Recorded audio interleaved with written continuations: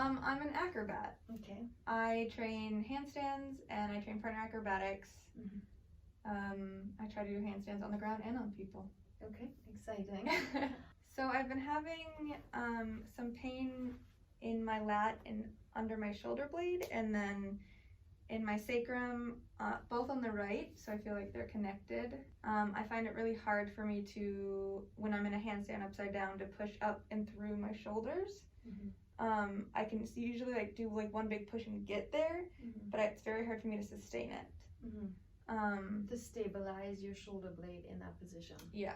So you're literally in your handstand, and the ability to go from here to push through, that's where you're finding the trouble, right? Yeah, I have a hard time pushing up through there, and I can, if I do like one big like and like push, I can get there. Okay. But on the right side, it's very hard for me to sustain without letting my elbow go and wing out like this.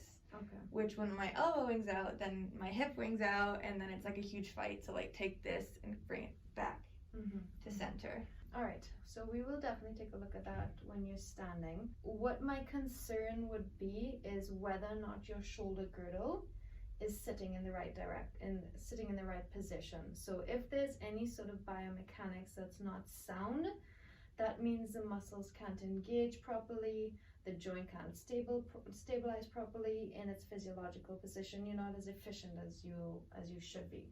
Okay, so you can go on up. Good.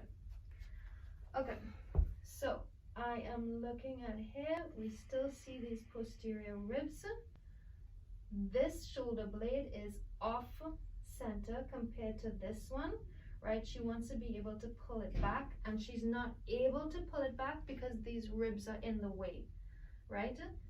We can't contract our rhomboids because it's kind of like it wants to go over a hump and it can't get over the hump. So we will glide these ribs forward so that these shoulder blades can engage. Let me see you try and pull this together. Yeah! Good job. That's awesome. Does that make sense to you? Yeah, I think and that's what I feel too. It's like there's something stopping this from going. And I notice that when I stand, almost always, it's like I've been really focusing on how I'm standing, and almost anytime I'm not paying attention to it, it's this.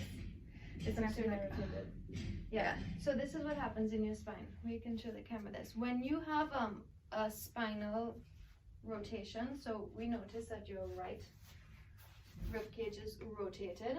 What happens is, if this is rotated from the spine, if your body doesn't compensate, so your body can rotate this way, then compensate this way, then compensate this way. 1 year you have a pain here, next year you have a pain here, down the line.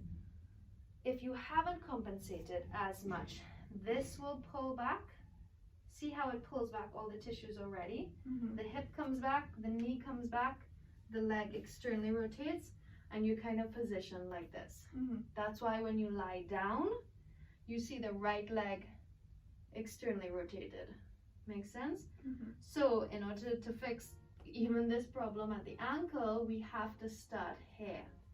This is the crux of the matter. This is a culprit. Okay, so we push that forward, push, push, push, push, push, push, push,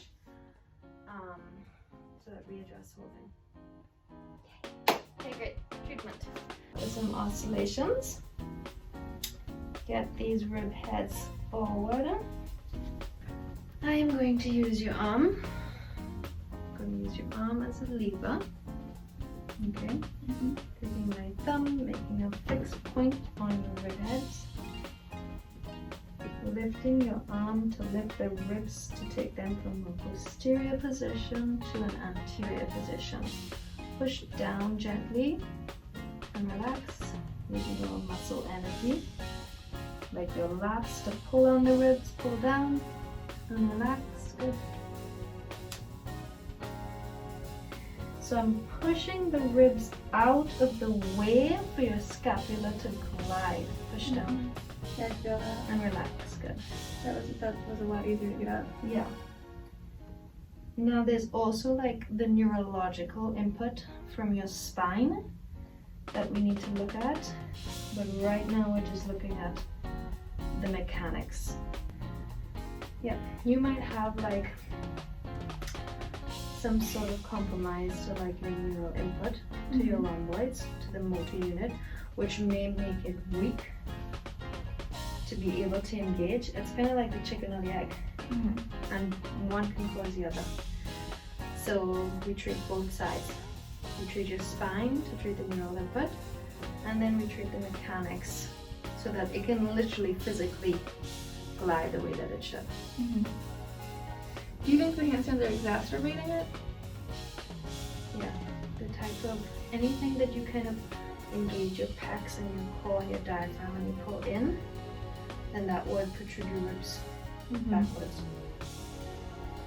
Anything that you do in an open position, ribs up, extension, that will help.